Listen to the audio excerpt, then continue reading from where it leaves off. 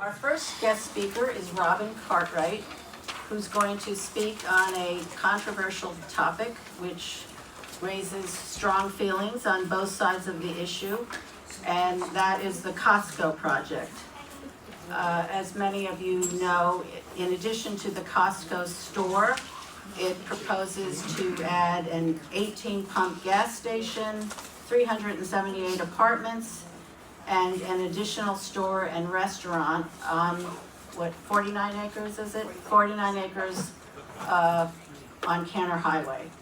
So Robin is the named plaintiff in a lawsuit challenging the proposed Costco project, and she obviously opposes it. So following her presentation, Jimmy Smith, who's the president of the Martin County NAACP, will give a brief opposing view in favor of the Costco project. So, Robin, without further ado.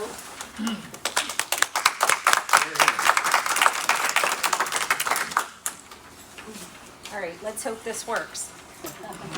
How's my hair, since we're being videoed? Excellent. Gorgeous girl. Thank you. So it's nice to see some of your faces. Some of you have not met before, but many of you I have, so it's nice to see you, and thank you for coming tonight and for this opportunity. I'm Robin Cartwright. I'm the petitioner against the City of Stuart for the Division of Administrative Hearing for the Canner CPUD. And I want to be very clear about what we're here about tonight. This is the lawsuit against the City of Stuart. So let's just call it out, shall we? This is against the City of Stuart. This is not about Costco. What we are proposing in this lawsuit is specific to what is being built on the parcel. Costco is but a tenant on this parcel. If Costco pulls out, the decision that's been rendered by the City of Stuart remains intact. Therefore, anybody can come in and move into that development. So the lawsuit is against the City of Stuart, and I want to be very clear, this has never been about Costco. Costco is a great company. I know Mr. Smith, when he gets up here, he will talk about that. Yahoo Finance voted them best company for 2022. They're amazing. And I've heard Mr. Smith speak about it. I heard him speak at the city meetings. I heard him speak in Tallahassee when he came up with the developer to talk in front of the governor. I know that they're a good company. This is not about Costco. This is about the overreach and overdevelopment of a very specific parcel on a very specific highway. So before we begin, what we sued for was the land use assigned to this parcel. So there's a couple of different things that are involved when you approve a project in the City of Stuart and in the county. There's land use, zoning, and a site plan. The City of Stuart, when they did their ordinance to approve this project, they consolidated the land use, the zoning, and the site plan all together into one ordinance. And that has been identified as not a best practice. And it was identified by the administrative law judge as not a best practice. So if nothing else comes out of this entire endeavor, the City of Stuart no longer will approve 3 items in one ordinance. When they approve something, it will be a land use, because that is contingent upon zoning, or excuse me, on county and city planning. That's where you have your infrastructure, what your goals are, what the traffic will allow for, your zoning, which is predicted by the land use, and then your site plan, which is actually what is being built as a result. So for example, zoning could be low density residential. In the county, it's 5 units per acre. In the city, it's 8 units per acre. And then that could then determine, all right, we'll have a residential planned unit development, and then our site plan would be, what does that physically look like when we plop it on that parcel, what's going to be built? Does that make sense to everybody? Yeah. So our lawsuit was about the land use that was assigned, because that is the predictor for everything else that gets rolled in as a result. So what happens before we even get to court? There's a number of things that have to happen. First, you have an LPA or CRA hearing. Those are usually staffed by committee members who are assigned by commissioners. They kind of handpick who sits in those seats, and usually they're of the same mindset.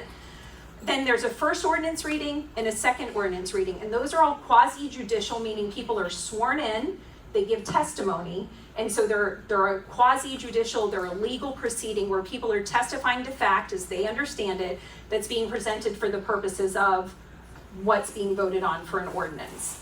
And then once the second reading has been completed and filed, then the petitioner or a petitioner has 30 days to file with the state. And it's called a Division of Administrative Hearing. And what that means is there's an administrative law judge, not a jury, who sits to hear all of the testimony. In our case, Francine Folks, she heard all of the testimony, and then she hears from both parties and renders a decision.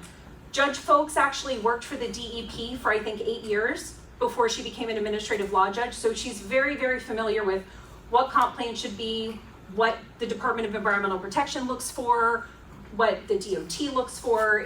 She has a very good understanding of what's supposed to happen, and ironically, she was the same ALJ for Donna Melzer's case against the county for the rural lifestyle. Small world.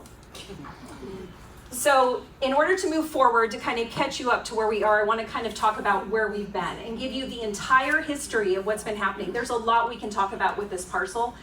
It has been like a weird soap opera of sorts in a really weird, not just my 3 years that I've been involved with it, but way back to 2007. When the purchases for this property began. Between 2007 and 2015, Dr. Nimi and Mahmoud Hadid bought 4 parcels of land which were put together to create the Cantor CPUD. When Dr. Nimi and Mr. Hadid bought these parcels, they were in the county. They were annexed into the city. And I'm telling you these things because these are very important to the story for how we got here. So, in 2016, on July 21st, the annexation process was begun for 3 of the 4 parcels. And when they annexed them into the city, there's a couple things to note. In the county, they were low density residential, so 5 units per acre. So let's, for simple math, 50 acres, 5 units per acre, 250 units, doesn't mean houses, those could be condos, those could be townhomes, spread across the entire footprint of this project. In the city, at 8 units per acre for low density residential, that's 400 units. Again, spread out over the entire almost 50 acres. So remember that number because it comes into play when we look at what they actually approved. The interesting thing about the annexation application from 2016, I know this is hard to read and I'll send it to Carol so she can send it out.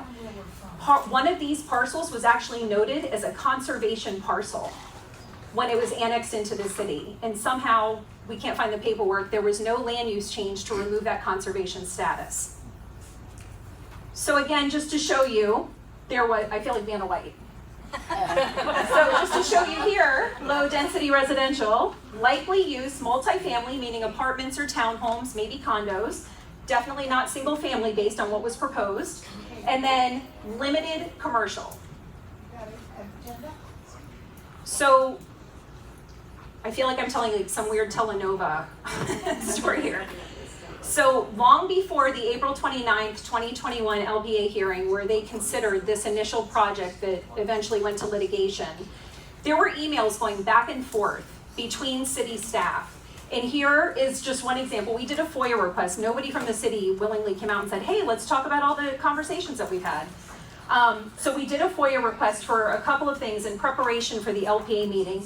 And one of the things we learned was that they were looking for a site in the city of Stuart somewhere between 2015 and 2017. Now this is important because in Palm City, there was a conversation that was happening for a Costco. I don't know if all of you remember that because of the whole Tractor Supply situation that they're now having. That property was always land use commercial, zoned commercial. So something commercial was going to go onto that property. We could also have a whole conversation about the camping going out to Washington State to the Costco headquarters, but that's a whole presentation in and of itself. So there were 2 tracks happening. Costco is in Palm City with a pending application that was supposed to get voted on. They pulled it before it ever came up for a vote. Then simultaneously, we've got an application probably coming into the city of Stuart because they're actively trying to help the developer find a parcel for this project. And then people say, well, why aren't they just building a Costco? Great question. There was an application for just a Costco that was supposed to come to fruition in January of 2019. It was for 29.3 acres. It would have been just the Costco, no apartments at all. The developer pulled it. Conversationally, we've heard the developer say he could not make enough money with just the Costco with all of the other land that was present. So hence the need to kind of create what you see as part of this project. Then TC Palm apparently knew this was happening, even though a lot of us didn't, because there's an email from TC Palm to a City of Stuart employee asking for information about when is Costco coming. So the application got pulled, TC Palm knows that something is happening.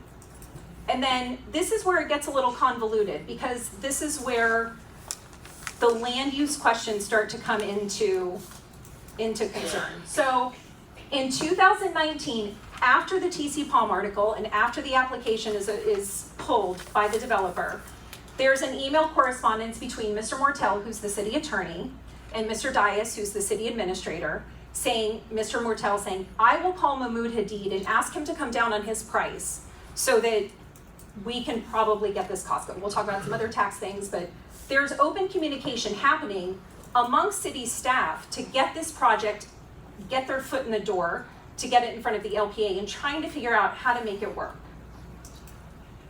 So again, another email between city staff, this is between development staff, where they talk about fees that they can waive, impact credit fees, so that they can make it more appealable to the developer. And then the argument that I hear a lot is, but Costco will bring much needed revenues and fees into the city of Stuart. Yet city staff was making a concerted effort to waive all fees related to and affiliated with this project. There was actually a $600,000 tree mitigation fee that the city was trying to waive to make it more appealing to the developer. What's an LPA? I'm sorry, Land Planning Agency, sorry. I just think everybody knows what's in my head at all times. You don't know the code. Sorry, that's the code, LPA. And then again, there's another conversation between development staff talking about how they could possibly adjust it if they can get this land use approved. And this is where we had the first inkling that there was a conversation that was happening that was outside of what was going to happen on this parcel.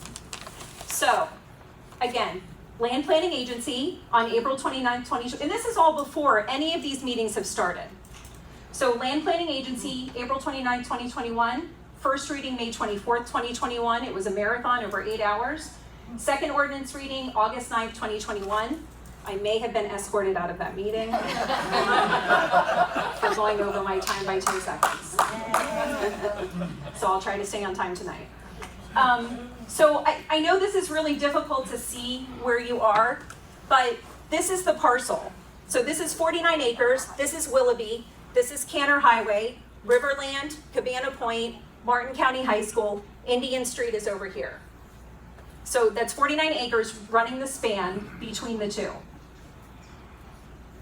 Now, when the application finally came out with this parcel being designated as where the Costco was going to go, we had some concerns. And I say we because Linda K. Richards was the original intervener for the project. She could not be the petitioner, even though she lives in Cabana Point, which is across the street from the parcel. She is in the county. She is not a City of Stuart resident. Crazy, but true. So there were discrepancies in the application that we brought to the attention of the development team and the city staff. For example, the number of acres that were listed for development were completely wrong. They had an application from 2019 instead of a current application and some other things. The development director had a private company that specialized in comprehensive plan changes and land use changes in Martin County, specializing in the city of Stuart. So our tax dollars, for those of us that are city residents, were paying the salary of somebody who had a private company that did the exact same thing as what he was getting paid by tax dollars to do. And when we brought this up to the city attorney and the city administrator, we were kind of met with a little bit of a shrug and a we'll talk to him, and they did, to their credit. He said he wasn't doing anything in the city of Stuart. My argument was, then why does he have a website and a company registered in the state of Florida that does this? And they just kind of shrugged. The company eventually closed. It reopened a couple months later with a different name. He is now with the city of Fort Pierce. The environmental consultant report was subpar and lacking information, and this was actually identified by the administrative law judge as well. So, for example, the number of wetlands, the original report that came out with the application, and all of this is accessible on the city's website, is part of the agenda packet for all 3 meetings. The original application had 7 wetlands listed. We mentioned there are more, and eventually he came back and said, oh wait, there's 8. No wait, there's 10. So that got fixed. He also said there were no nesting species on all 49 acres, and then admitted he did not go during nesting season.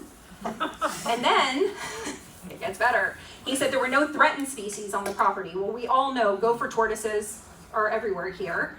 but we're also in a wood stork rookery area. So for him to say that there are no wood storks in the area, that's a little concerning, because wood storks are a federally threatened species, and they get priority over a lot of other animals, and we need to be very cognizant as to where we're building for that reason. Fun fact about the developer. What is it? What is what? What you just talked about? The wood storks? Yeah, what is it? Wood storks are, stork, sorry, that's my Florida accent, stork. Fun fact about the developer, he actually testified in front of Congress, I believe in 1999, that the Endangered Species Act was a hindrance to developers. So, we know what we're up against, right?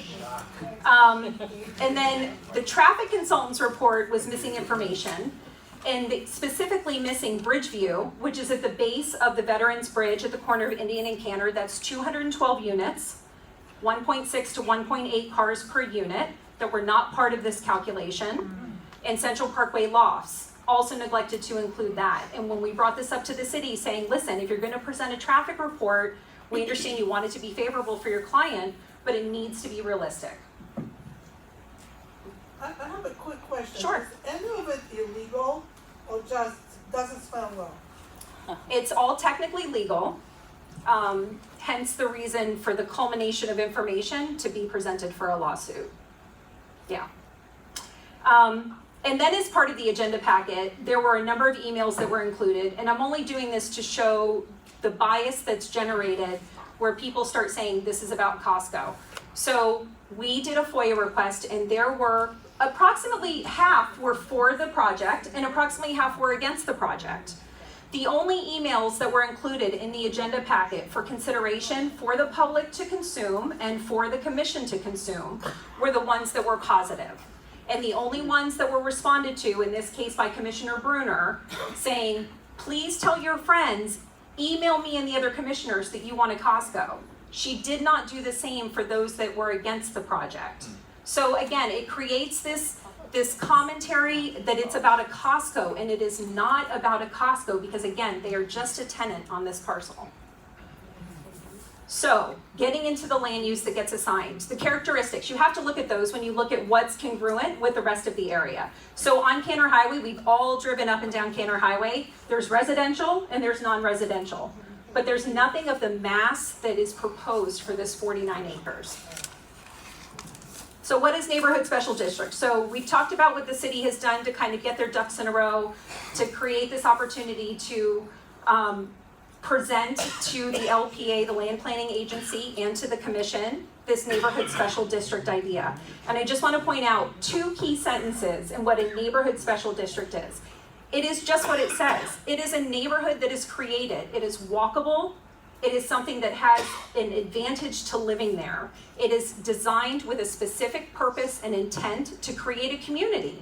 It's a neighborhood, right? So it says very specifically, large expanses of parking area discourage neighborhood scale and pedestrian friendliness. There are 20 acres of paved parking spaces, and nobody is shopping at a Costco because they're just strolling down the neighborhood for a cup of coffee. The other thing that it talks about is how they talk about large expanses of parking areas are prevented. So again, the intent of this had a couple of different purposes, one of which was to kind of create what ended up being a very square peg and a very round hole on Cantor Highway. But the other thing that comes with this is a density calculation. So remember we talked about density on in the county and in the city? One of the things that you can request as a developer is a variance for density. In the city, you can go up to 30 units per acre, and that's an extreme variance. So, I don't know if you can really see this, but I'm glad somebody else did math. So, the original project that was proposed as part of the application was 398 units.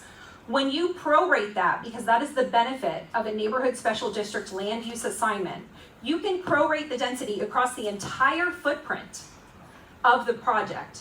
So the density that's presented is 8.1, and you think, wow, they're well within their rights. Absolutely, that's not really a variance, 0.1 units, no big deal. But if you segment it to just the residential side, which is what they should have done, this should have been a commercial application and a residential application. If they had done it the way they should have done it, the best practices way, the density would have been 27 units per acre. And that's a significant difference when you look at it. Because those 8.1 units, nobody's living in Costco. Nobody is living in the parking lot. Nobody's living in the fast food restaurant. They are living on specifically 14.7 acres of this 49 acres. Does that make sense to everybody? Yeah. Math. So, this is super difficult to see, but I just want to point out that this was the site plan that was submitted, and it really does not do it justice when you can't look at it comparatively to an actual map of the highways. So, 162,000 square foot Costco, and then 18 gas pumps, 6 diesel pumps, all of which are buried in a floodplain, and that matters because all of that water goes into our estuary. We're also on an evacuation route, and 376 apartments. A couple things that they did not advertise as the purpose, and again, this is why this is about a site plan and not a company. There is no right turn lane that can be created on Canner Highway coming from Indian Street. So if you're coming off of the highway, and you're coming down Canner Highway, and you say, oh, I'd like to stop at Costco, you better learn to decelerate, because there is no right turn lane allowed per the DOT. Now, let's say you want to come in from Jensen Beach, and you think, oh, I'm just going to stop by Costco for a minute, or I'm going to visit my friend in these apartments. There is no light allowed to turn left into this development next to the high school, because it is too close to the road at Indian and Canner, where there's already a light. This is poor planning. Again, this has nothing to do with Costco. This is a bad land use assignment, a bad site plan, and a bad development idea for this particular parcel in this part of the city.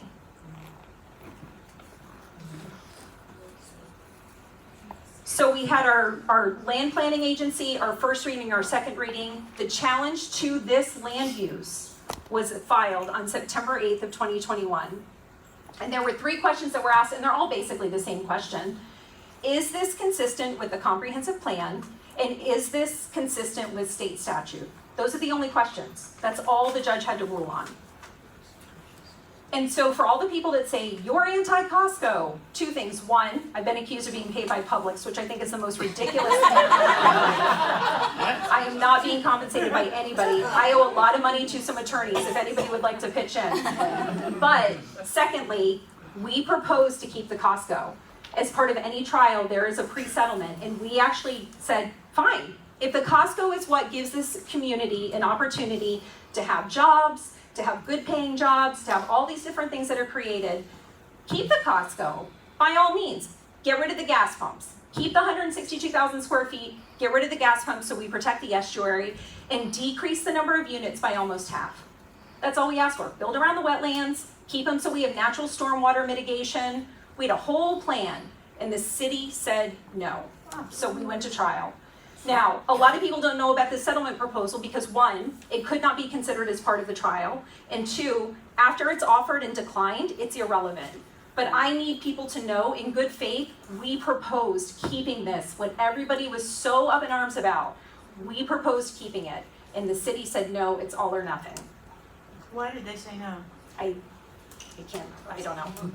They thought the developer wouldn't make enough money. So I'm sure they consulted the developer. I would have to think that they did. I can't swear to that, but I don't know. I can only speak to my side of things. So with any trial, there's a pre-trial activities where you have to provide a number of things, including your witnesses. You have to state matters of fact and matters of law. You have to prove standing, which I was able to do, and the city had to agree that I had standing in order for this lawsuit to go forward. And then we had the actual hearing. So 3 years of just us trying to figure everything out, and then a whole lot of activity. And so the trial itself was November 15th to November 17th of 2021. It was conducted via Zoom. For those of you who know Greg Braun, he testified on our behalf as an ecologist and biologist. He's amazing. If you ever get a chance to meet him, I love him. And then Charles Gauthier, who worked for the state of Florida in the planning department. So he's very aware of what a good comprehensive plan looks like, and when you stick to a comprehensive plan, what that looks like. And then there are no closing arguments that you submit. It's actually the testimony that's provided by the transcripts. submitted, which would be like the ordinance, the site plan, any kind of professional reports, etc. And all of those are sent to the administrative law judge, and then she makes her determination. So there's no like Law and Order trial moment. It's almost anticlimactic where now you wait for another number of months. I'd also like to point out, at no point, up to this point, at no point did the developer own the land. No point. This was still owned by Dr. Nini and Mr. Hadid with an agreement to purchase the land. The land was actually closed on December 28th of 2021. So after we contested it, after we've gone to trial, after it's been submitted for litigation, then they bought the land. So they hadn't paid any taxes. It's the other thing I hear a lot. Oh, but they paid so much in taxes. No, they had not. So on April 5th, 2022, we got a ruling where the administrative law judge said that in fact, that land use assignment and the process was not in compliance with state statute and not in compliance with the comprehensive plan. She also said that the city failed. She used that term 6 times, the city failed. The city failed to do their due diligence. They failed to review the reports that were submitted to them to make sure that they were accurate.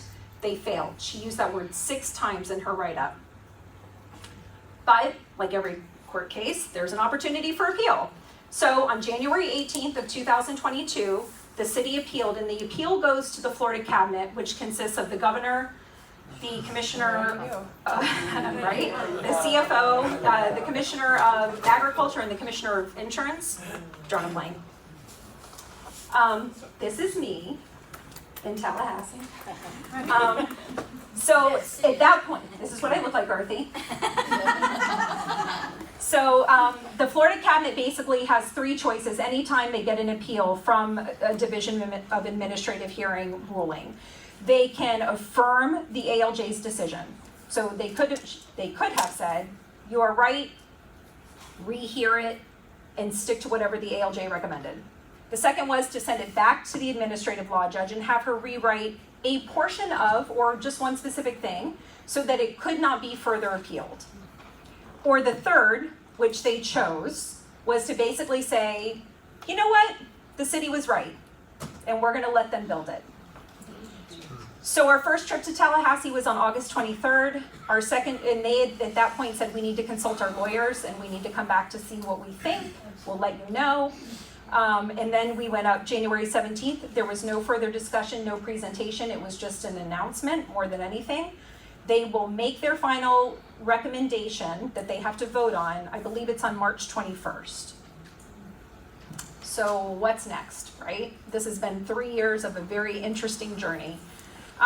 For me, we can't do anything until we see what the governor and cabinet recommend. We need to see what they write up in order to make a decision what we will appeal. Because if they reverse the whole decision, the appeal looks one way. If they say, well, we like this part of what she wrote and this part of what she wrote, but we don't like these other parts and we're ruling with the city, the appeal looks a little bit different. So we have to wait until the governor and the cabinet meet again, and we can actually see what they present for consideration. And for the city can't abide any permits at this point other than the mowing and mulching that they've allowed. The developer cannot go to South Florida Water Management District and ask for a permit at this point. Everything is still almost like when we were in trial. Everything is on hold until this happens. So the last 3 years has really made me question what I thought I knew about how things worked and how things really do work. And I am left consistently with these 3 questions. And as voters in the county and in the city, I just want you to think about these things because we have on both councils, a very pro-growth commission right now. And that's not good or bad, but it certainly puts people like me at a disadvantage where we're trying to have them abide by the rules. And all of a sudden, a developer comes in and says, well, I don't really like, I know land purchases are speculative, but I want to build this. And that they're actually considering it. So why have a comprehensive plan if a developer can just come in and change it? Because that's how all land use is going to change. There's no planning being done at that point. It's just basically an acquiescing to the developer to say, that's what you want to build? Sounds great. Why have a planning department paid by tax dollars if they're not going to actually plan for what needs to happen? A comprehensive plan, I'm sure you've all heard Maggie Herchala speak at some point. A comprehensive plan exists for a reason. It is there so that there is a definitive look at what is supposed to go where. It accounts for traffic, it accounts for any infrastructure, it accounts for sewer, it accounts for school concurrency. There's a lot of things that go into a planning mode when you look at a comprehensive plan. And then why have a division of administrative hearing if a cabinet can just say, yeah, you know what? I think we're just gonna let them do it. So in closing, again, thank you for the opportunity to speak today. It's been a privilege to take this role on, even though it certainly was not my intention by any stretch of the imagination. As a reminder, not about Costco. I don't work for Publix. And I think if we take nothing else away from this, it's to pay attention to what's being presented to the city and to the county, truthfully, before it comes up for a vote. We all need to do a better job of knowing what's coming before the commissions so that we can be proactively prepared to demand smart, sustainable growth. Thank you.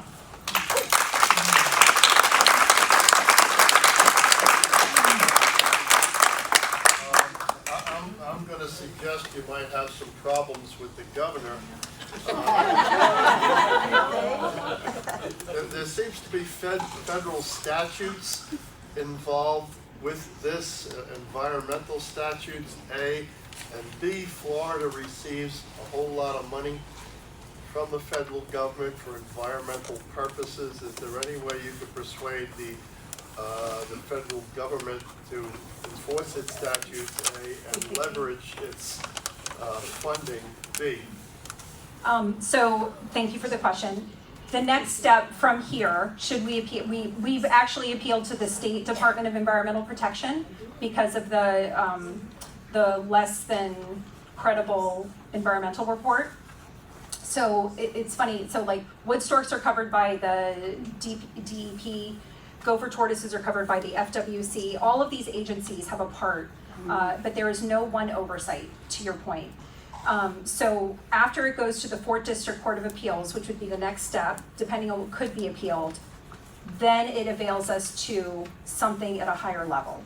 But until then, I know people have talked to Senator Harrell, to Representative Congressman Mass, to Obrador. They've all said this is a comprehensive plan issue, and we've actually gotten that same pushback, unfortunately, from South Florida Water Management District, from FWC, from the DEP. So I am happy to explore the option at a federal level. I've not done that yet, but everything that we've done statewide has kind of been pushed back down to the city. Yes? Can I just ask, has anything been thought about, because of where it's located, there is literally one piece of land between it and the school? We have, and we actually looked to see if alcohol sales affected that because of the proximity to the high school. I'm thinking of safety. I taught there for 10 years. Yeah. And we have a lot of kids that bike and walk to school. They are not all of rich parents that can afford to give them a car. And I worry about that. Yeah, Safety of those kids. we've asked, and so fun fact about the DOT. The DOT will not get involved until there's either enough accidents or something more catastrophic to do a study. And even when they do a study, there is no guarantee that anything can be done. I will give you another example. Bridgeview, at the base of the Veterans Bridge, there is no right turn to get into Bridgeview. We brought this up to the city and to the county a year ago. That was also a county property that was annexed into the city to be developed. There is no right turn lane, other than the right turn lane that goes onto the bridge. So for anybody who's going to live in that development at Bridgeview, you're gonna have to cross 5 to 6 lanes if you want to take a left or if you want to make a U-turn. We called the DOT, we called Mrs. Fernandez with the Department of Transportation and asked her very specifically, what can you do? Can they move the egress? What can be done? So they moved the egress about, I don't know, 10 yards maybe, but it doesn't fix the problem. And she said, we cannot do anything until it is asked of us to do something. And I said, at what point does somebody have to ask you? We're asking you now. Do it before it's finished. before they have to reconstruct a new entrance, before they have to do anything else. And I love bureaucracy, I'm enjoying it very much. Yes. Yeah. At this point, can the public write the governor or cabinet members to try and influence them about what they write on the appeal? You are welcome to. I know people who have called and written letters since the January 17th hearing. Unfortunately, we don't know, they don't communicate back, so we don't know if they'll take any of that under advisement, but absolutely, people should let them know, yeah. Okay. Yes.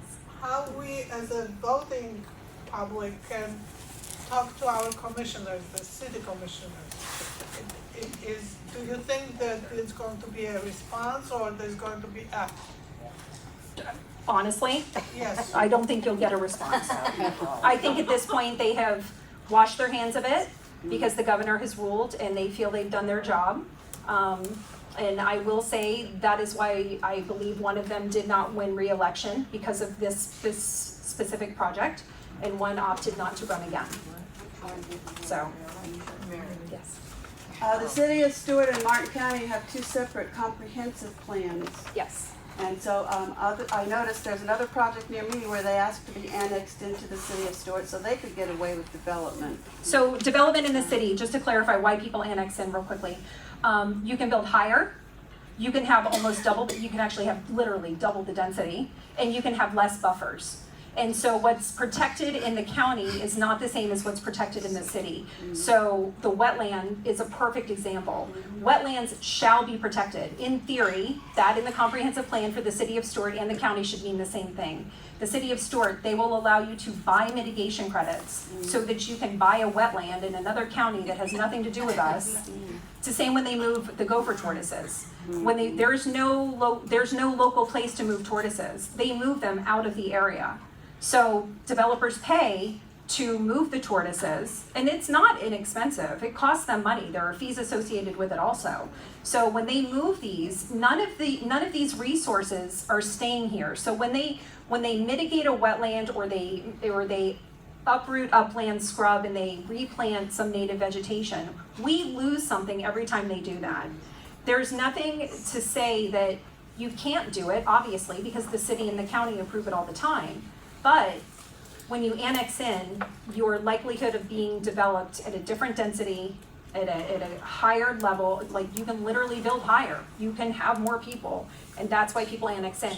And when you annex in, you pay taxes twice. As a city resident, you pay to live in the city of Stuart, and you pay to live in the county. So when a developer annexes in, it's a very thoughtful decision. But they know economically, fiscally, they're going to make more in the long run, or they wouldn't do it. Why wouldn't you just stay in the county if that's the case? Yes.